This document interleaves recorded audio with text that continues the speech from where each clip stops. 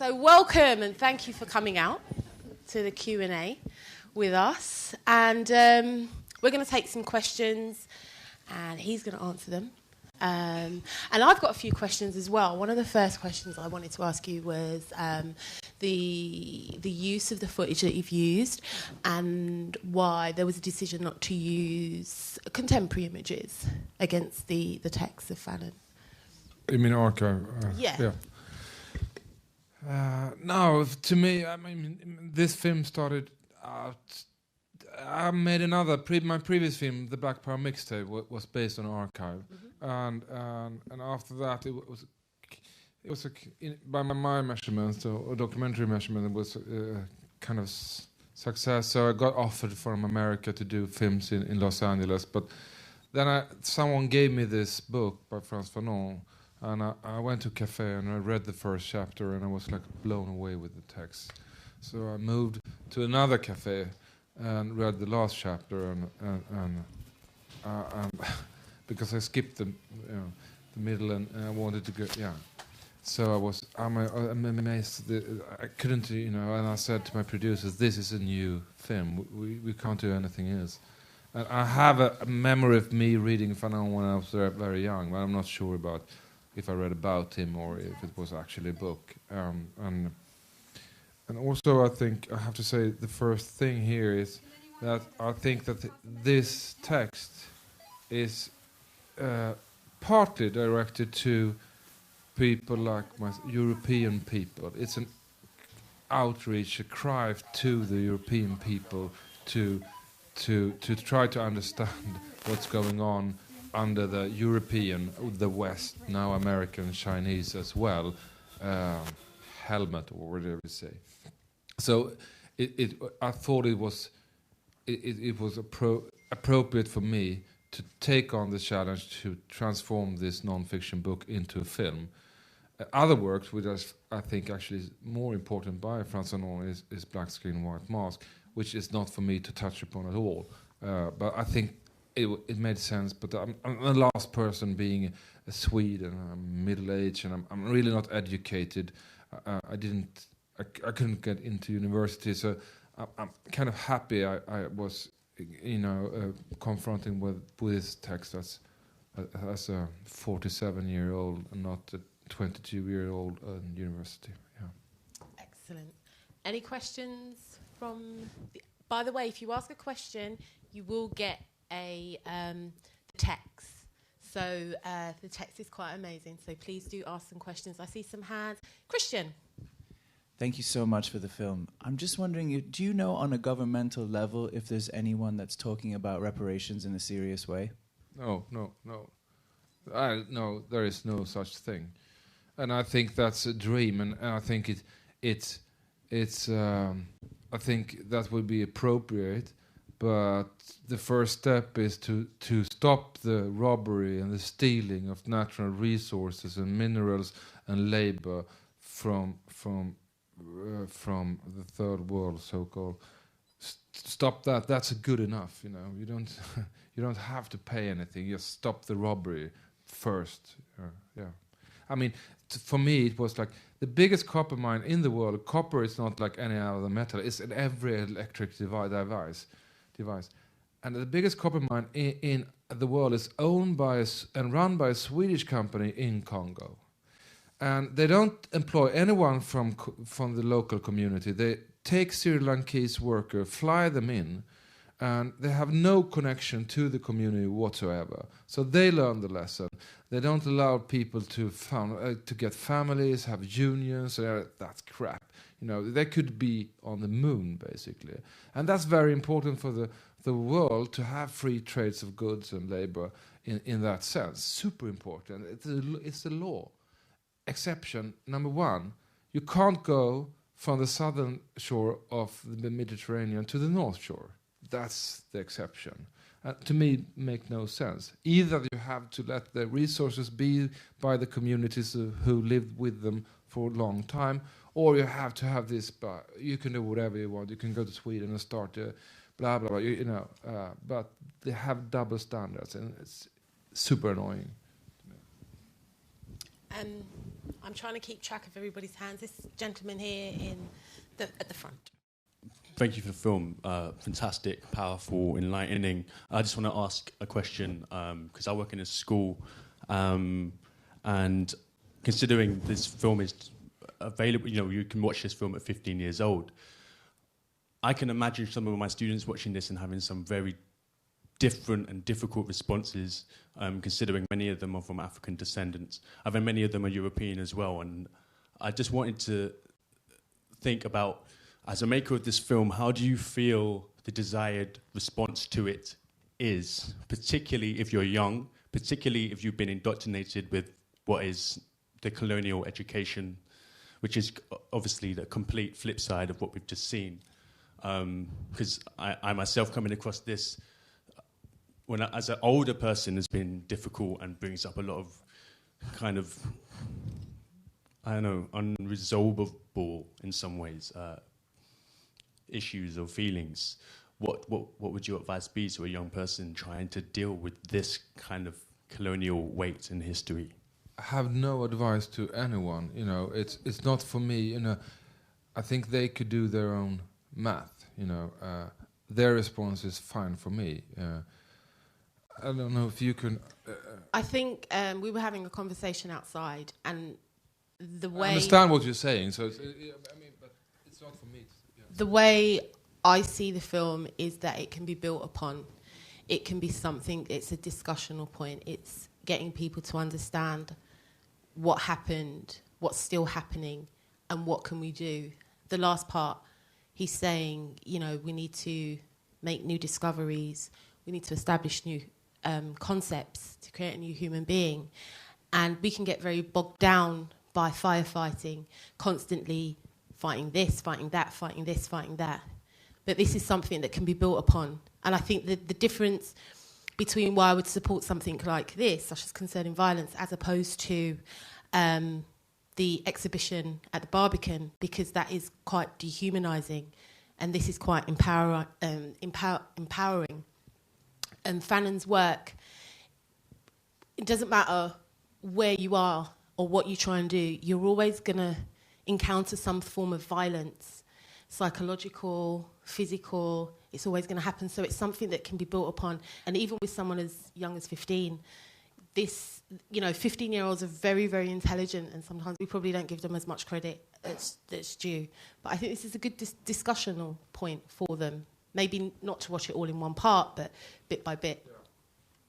That's my 2 pence. I think you know this better than at least me. I mean, you're working with us. Yeah, definitely. The lady in the yellow, and then the guy in the blue, and then the guy in the black. And then you. Yes, I see. Yes. I want to say thank you to both of you so much. Firstly to you, Sarah, because I've seen all the work you were doing through August, through September, and I was really inspired and very touched by it. Thank you.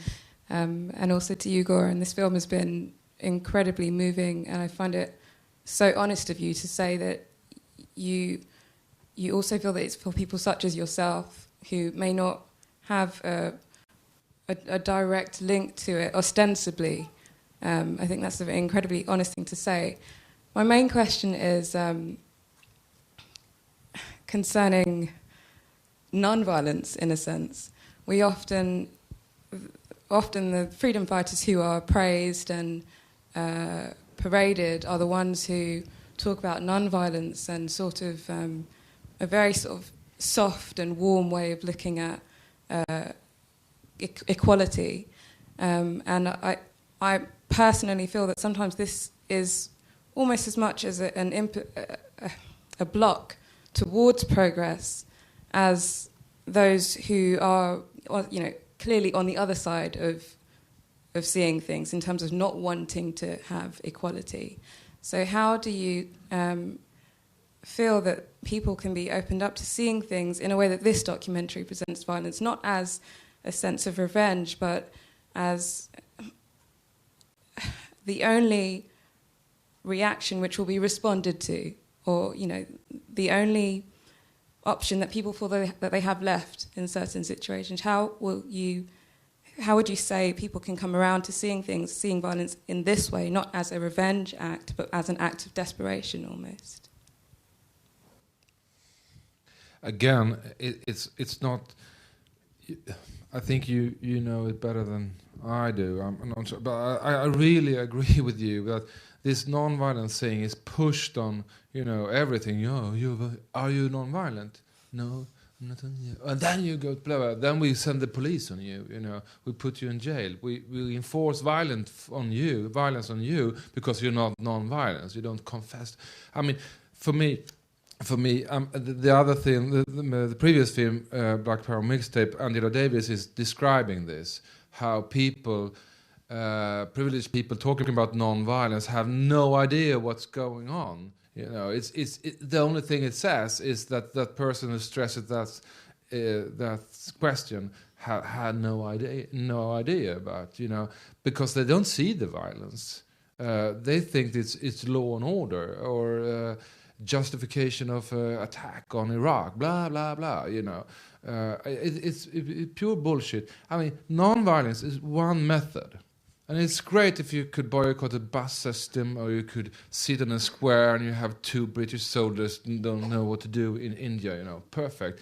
But not the other methods. They could be printing magazines, doing books, making blah, blah, blah. Non-violence method is one of 1,000 different methods. And you could say we are, when you see in Cairo with protesters at Tahrir Square, they are non-violent, but then the police start. How could you expect people to be non? I mean, it's ridiculous, and I think we have to leave it behind. And there is violence in every corner of the world. It's not about, you can't go around like Gandhi in a situation like now. I think violence is everywhere, and there's a social revolution going on at the moment where people are challenging systems, and they're challenging it because they've had enough. This has been going on for centuries, and something's got to give, and the people are now giving, and there's these uprisings that are happening, and I think they're going to continue, and the people that are doing the uprisings are getting younger and younger because they're recognising, hold on a minute, how long has this been going on for? So I think it's something, for me personally, and it might offend a lot of people, but I think it's something to be celebrated, because for the first time we're taking it seriously and we're leaving a legacy for the next generation. So instead of killing each other, we're now attacking that system. And it's very different. It's very political. It's a political violence. It's an attack on white supremacy. And that to me is a good thing, because we're waking up. And our youth are waking up as well. So I think it's very positive. Guy in the blue shirt? Hello. Hi, Goran. Hi, Sarah. Just want to say the movie is absolutely brilliant. I love it. I've actually seen your previous movie, Black Power Mixtape, and that had a very similar impact. The question which I want to ask is, kind of 2 questions. The first one is, what is your rationale behind this movie, and even the Black Power Mixtape for that matter? As in, what are you trying to achieve? What kind of message are you trying to portray? What are you trying to get out with the audience? And the second question is, from a sort of modern day standpoint, I would say one of the biggest issues in terms of what's going on in the world, in terms of Western foreign policy, is the US military-industrial complex. And how do you think, as individuals, we can sort of combat that and sort of, in a sense, do very artistic pieces like yourself in terms of creating more consciousness, which is, I think, what Frantz Fanon was trying to establish with Western Europeans. Thank you. I'm tempted to say I'm just a filmmaker. How do we take on the American military industrial complex? Violence might not be the right thing. No, but thank you. I mean, it's a... Sara, please. No, but I don't know. I mean, for me, it's just like, didn't you listen to this guy 50 years ago? And when you had the riots here 3 years ago, and you say they're thugs, blah blah blah, bring the police on, yeah, and they go to Syria. Congratulations, you really, really. I mean, we have, if the society has to listen to people, and they're not, I mean, the ignorance, especially in this society, I would say. I mean, but I experienced one thing myself. We were like 2 million people in Hyde Park 12 years ago, or whatever, 10 years ago, saying, hey, take 14 days to think about this. Hold it for 1 second, please. And they said, no, you fuckers, we're going to war. And it was the disaster. It was, I mean, if you get that in your face, that was, a unique moment. But even worse, all the time. I don't know. I think I'm not the person to, but I think there is, with Professor Spivak in the preface, what she represents in kind of radical feminism from India. I think the roots is from the 50s. Really radical feminism has, because feminism is the only ism that works now. Both on a grassroots level and on an academic level, in combination with some of the thinking from Brazil and the land grabbing, I don't say land claiming, or you know what I mean, movement that connects to the earth or to the land, the properties.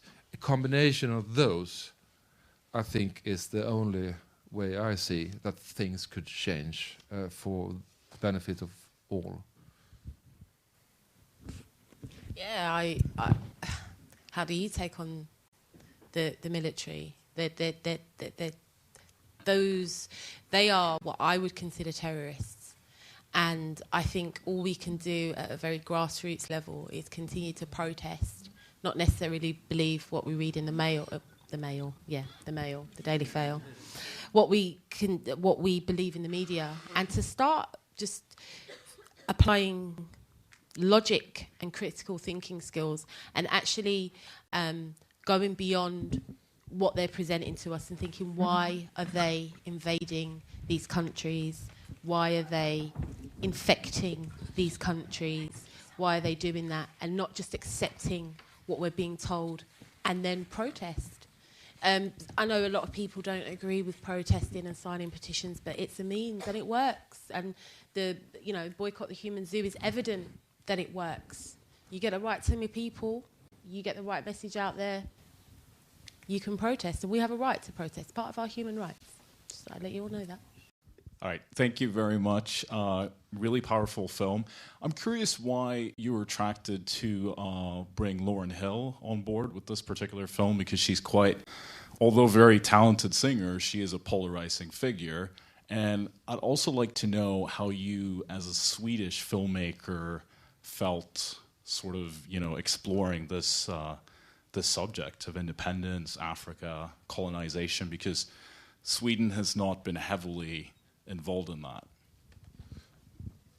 Not heavily, but involved, and we benefit from the fruits of robbery and looting as well. And I'm not Sweden that, but we are Europeans, I guess. But and about Miss Hill, I'm not sure what you mean about polarizing, I think, but we had mutual friends, and through them I knew that she was into Fanon, and of course we love her voice, and she was in jail. This was last summer. She was in jail for some tax problems, and I wrote a letter to jail, and could you consider doing the voice of this film? And she replied immediately and said, it's unbelievable because I'm studying Fanon in jail. So I will do not only the voice, I will do the music as well. But we didn't have time to do the music because she was released in October last year. She was released on a Friday. Monday morning she was in the studio recording this. She did 7 recordings, however, and it was a beautiful collaboration because I wasn't really... the voice was great and everything, but she read too fast. So I said, Miss Hill, you have to read slower. Her name is Miss Hill. I don't know.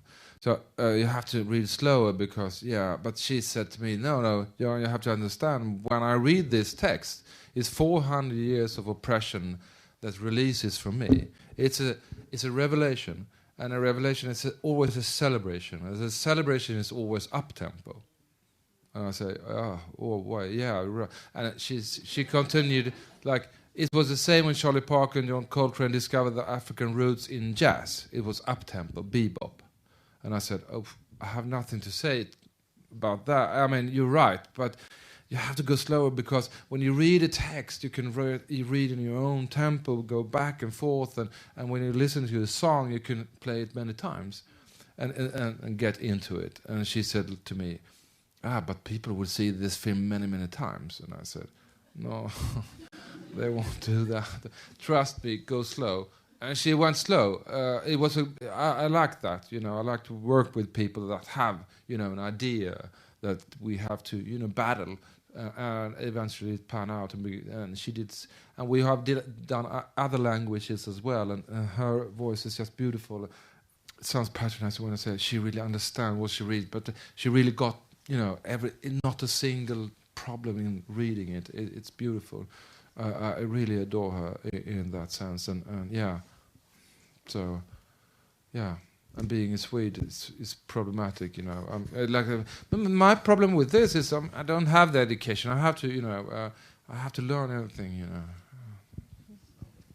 I think Lauryn Hill's brought a very rawness to it. It makes it come alive. I think I've read parts of The Wretched Earth, and it's the translation and it's very heavy, but I think she brings it across with that rawness, and you still get it. And I couldn't think of anybody else better to actually read it except her, and that's because of who she is and what she's also been through and the things that she stands for. I don't think there's a better person to read this piece of work. My brother. It's just a quick question. Where else has this film been shown, and how was it received? Okay, I mean, when I thought of this film, I wasn't sure it would travel anywhere, and to me, it was necessity to do this because I think I had the power to pull it through, and we had 21 different producers, including Danny Glover and Swedish Television and blah, blah, blah, on, and not a single one requested to see it in the editing room. So it's a beautiful process, and of course, I'm just one small part of that. Of course, Frans Fanon, Miss Hill, but also the filmmakers, and for me, foremost, the people on the screen that makes this film something. So I didn't have any plans, but then it's by our means a tremendous success. It releases theatrically in 22 countries. It's amazing. I'm not traveling, but in 7 countries in Africa as well, so that's good. And then we haven't done the Portuguese version. I'm still waiting to do that, which open up key countries like Angola, Mozambique, and Guinea-Bissau, and Brazil, of course. So but in Britain we have the privilege to work with Dogwolf, which is the best system for distributing documentaries in the world. I'm not saying that to be polite. It's true. Unfortunately, it's the best. So but I'm not traveling to Africa to show the film. I don't think that's I don't think any Swedish filmmaker should ever go to Africa again. This was a different time. There was no cameras in Mozambique recording color and sync sound. But it's a totally different situation now. Now everybody can record images, so there's no need for British or Scandinavian filmmakers to go anywhere beyond their own community to record images. And I have to say that even though how strong and good the images in this film, they still carry a colonial view within them. And I think that's obvious, but I think also that you can see through. There was no other opportunity. This is unique material. And the same thing, there is problem with Fanon's text, as Professor Spivak points out in the preface, and I think it's easy to see beyond them, beyond the nation, beyond you don't have to be Albert Einstein to do the math and connect it to today. And also gender problem within the text, like Europe is a she and the man is a man and blah blah blah. But you could you can understand that because it's 50 years old, and the world has changed in that sense to the better. I've been really looking forward to this film, and it was fantastic. I saw Black Power mixtape, and it's just really incredible work that you've been doing. And like this text, it speaks to me at least in like a kind of a peculiar way. Like as an Irish American, like I've been reading, especially since I'm here in England, I've been reading about what happened to my tribe in the north of Ireland, like eradication, enslavement, and forced migration. But then at the same time, coming to America, these people join in the common work of oppression. So this text, at least for me personally, has like this weird dual meaning message. And when it comes to Spivak's preface, at least something I found a bit disturbing is the way that she tries to push out the idea of class, and that at least in Fanon, that he makes it very clear and reiterates again and again the danger of the native bourgeoisie, the comprador, and that when we look at these countries like Angola, Mozambique, Burkina Faso now, that a lot of the problems that she rightly identifies don't come from necessarily the peasants who took up arms and who Fanon identifies as the revolutionary force, but from these native bourgeoisie who captured these movements at the moment of independence, or when these movements were forced to make ceasefires with the colonial powers. And so at least I'm sort of curious, like maybe to go in more in depth on why you chose Spivak, and maybe expand on this issue of class in the native population.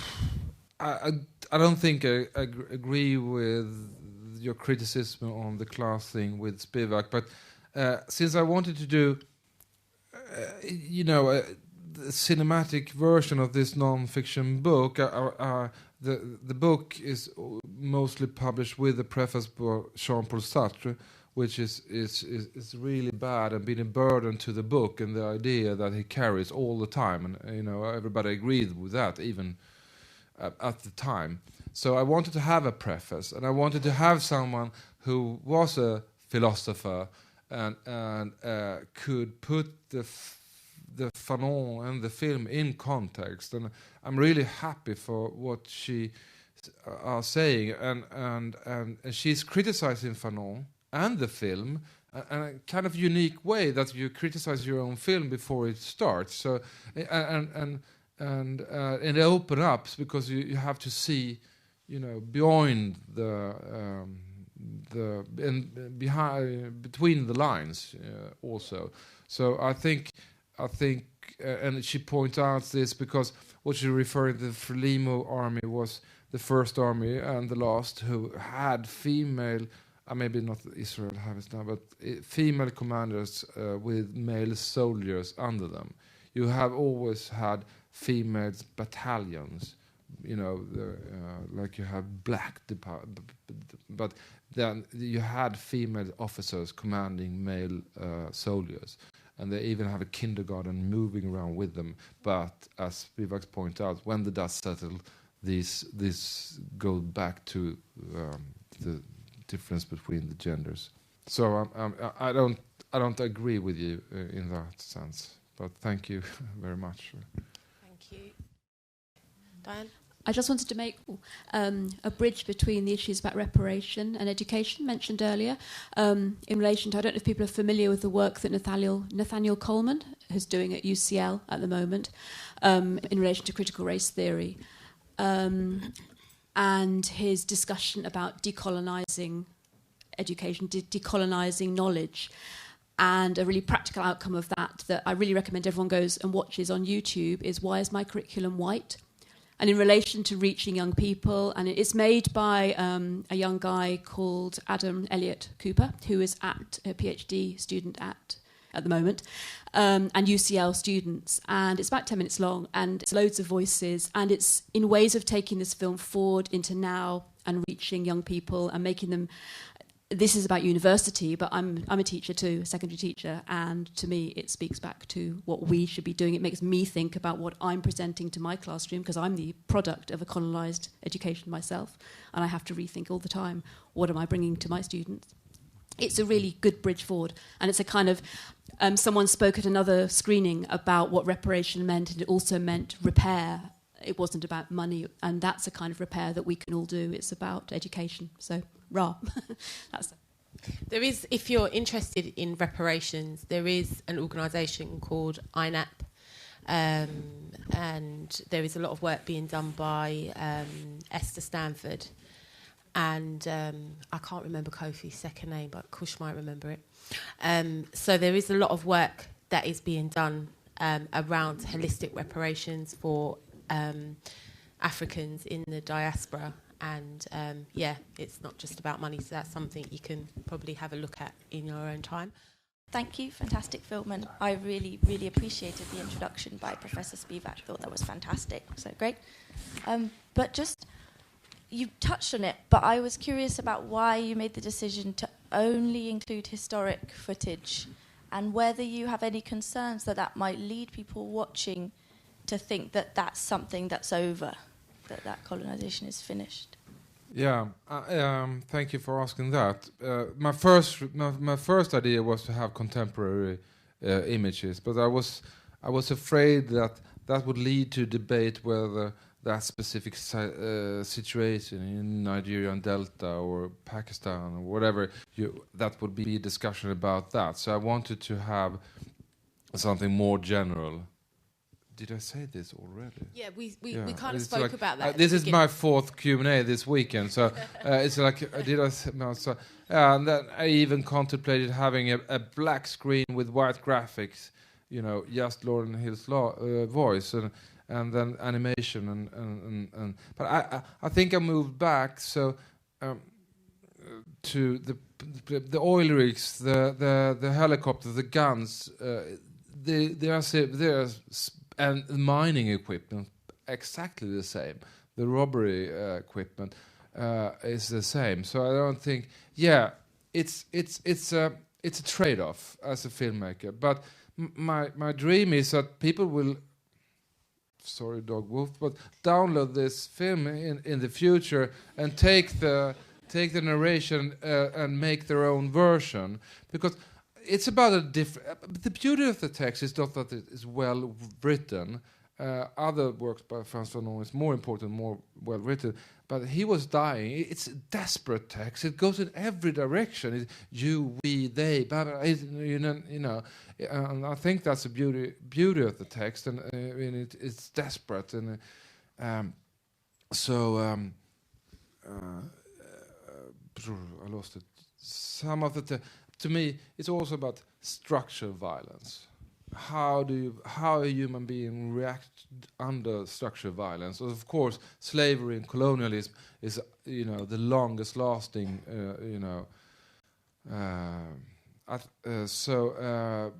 But also it some of the ideas here resonates to domestic violence. It could be, and I think that this text answers a lot of questions.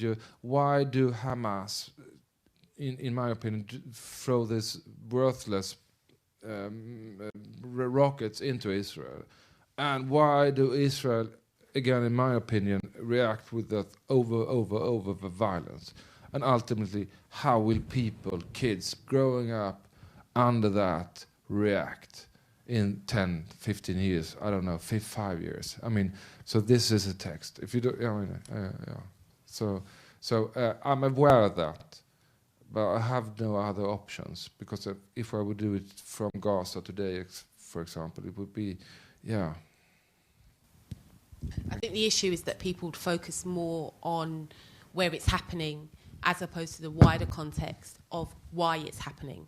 Also, if you're not capable to do the math around this, you're not capable to do it anyway, you know, because we have it on the news all the time. So I think, yeah. Fabulous. Kush, this is my colleague, by the way. Can we give her a round of applause? Because she's come all the way from Birmingham with a broken foot. She's come all the way here. She's my bestest friend. Greetings, everyone. It's like a two-part question, really. When you was writing this documentary, who was your intended audience? And looking at your audience, does your audience represent who you intended to reach out to?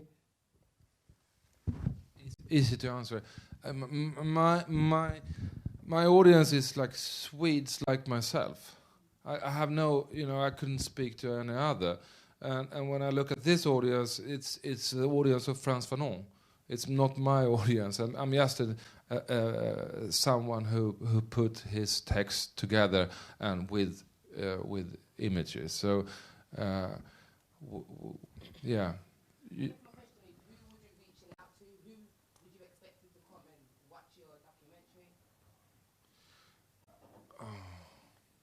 I just want to promote the ideas of Frans Fanon, and I hope it will change the world forever.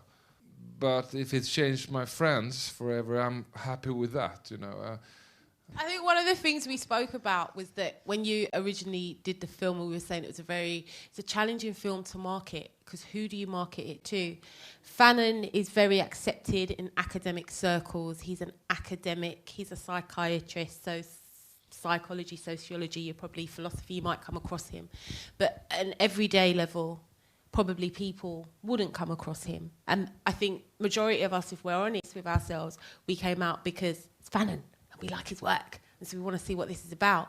But then I think the fact that you have used a contemporary artist such as Lauryn Hill, it's going to attract another audience, and it's going to attract another audience, and it's going to attract another audience, because people want to see. So I think all of us that are sitting here probably right, yeah, it probably is because of Fanon. I was interested in it because of Fanon, you know, and I didn't learn about him when I was at school or when I was at college. I learned about him in my adult life.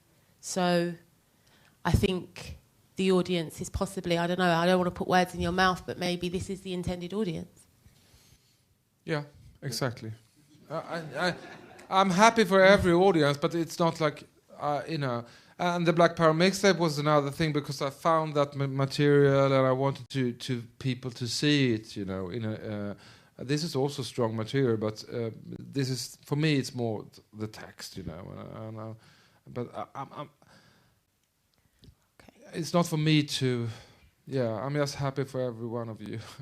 Hi. So Lauren was right, because this is my second time seeing the film, and it was even more powerful the second time round. Thank you again. I just had an idea when people have been talking about what this film is meant to encourage, or what effect it's meant to have on the audience. And obviously at the end of the film, you know, there's all that stuff about a new leaf and people coming up with new concepts. And I just thought, in terms of continuing the dialogue and kind of, you know, making this film affect people and have kind of some sort of tangible impact. And it might be interesting to like see how people could respond to that, you know, what people kind of, you know, how they react to the film, get people to do some writing, or see what ideas can come out of this, and contemporary ideas, people who, you know, can follow on from Fanon's work and bring new perspectives. So, you know, that you can kind of promote that, you know, the film to kind of show some of the impacts, you know, of how this can affect people's kind of way of thinking, and how we can come up with new concepts and ideas, you know, and you can really see this film kind of doing its job. Is that anything you've considered? I agree, and thank you. No, I think people, as teachers and professors, are key in that, you know, and we got a review in South Africa that this was Fanon for beginners, and I'm totally happy with that, And you get strange reaction. I was doing Q&A via Skype from America the other day, and there was one lady in the audience like, yeah, fine, but what I don't agree with the violence. What would Nelson Mandela think about this? And I said he was like, the leader of the armed wing at the ANC, and he was carrying this in his pocket when he was arrested. People have this, so we need to cultivate, and I hope soon enough it will be like the first reaction when violence erupts. I mean, look what's going on in Nigeria. 50 years of like pure robbery, It's it's beyond words. Okay, well, it's interesting that you just spoke about Nigeria, because I was just going to say, you mentioned the idea that maybe logic and reason would be a way to continue the legacy, but it's quite interesting. He mentions the idea of myths being completely disregarded, and I know he doesn't mean it in this context, but the fact that conspiracy theories have become so important in West Africa now, I wonder if you think that might be a form of empowerment for people, or is that a sign of disaster? I mean, in terms of Ebola, by the way. I don't know. I have, people. I mean, I couldn't speak for anyone else. I mean, I have no idea. They have a right to think whatever they want to. I'm not more enlightened than anyone else. So, I rest my case. Hi.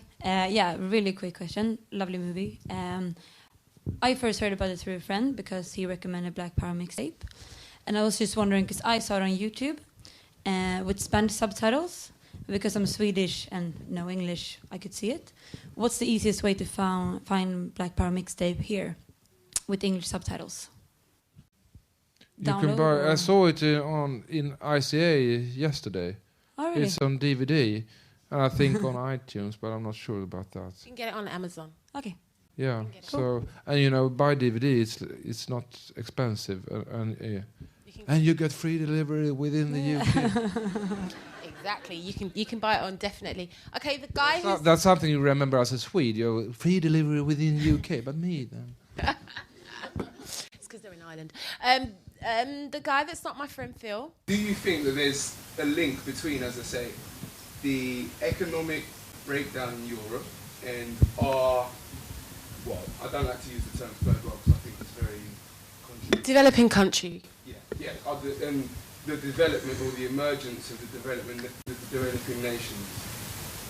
Do you think there's a link there, or do you think there's too tenuous? First, there is no crisis. I mean, people are unemployed. That's no crisis for the system. The system is doing fine, and the people who design the system, it's just a go. It's so it's not a crisis in that sense. The banks made a fool of themselves 5 years ago, and what happened to them? Nothing, So, there is a link. When I was growing up in the 70s, I had on a weekly basis, we had inserts on the news from the crisis in Great Britain, strikes, mining strikes, and newspaper strikes, and labor doesn't work, blah blah blah. And in Sweden we were taught that it's the Brits, they can't adapt to the new technology. They are behind. They're in a steam age still. But it was really the money from the colonies that ended. No one made that connection by that time. But now we have another economic system with the global economy and the companies and everything. So everything runs smoothly now. It's like he says, it's a smooth transportation of resources. And London is, of course, key in handling all this money and, the minerals and the metals. I say it's revolving. And just clothing, People think, my friends think, that actually T-shirt is made from a machine. No, the stitch is made from a needle going up and down, but every... whatever you say, is two hand pushes the cloth, the fabrics, through that needle. And every single stitch is two hands holding it. They still haven't, found out the machine that makes T-shirts. So when you buy a T-shirt for £2 or something, it's a crime behind that, I see. I'm really sorry you missed your question, but we're actually out of time now. Can we just give Goran a hand of... who I called Hugo at the beginning, forgive me. Give him a round of applause. And give yourself a round of applause. And give Dogworth a round of applause. Is it Dogworth? Dogworth. Dogworth. And give me a round of applause because I've got a big ego. And thank you all for coming.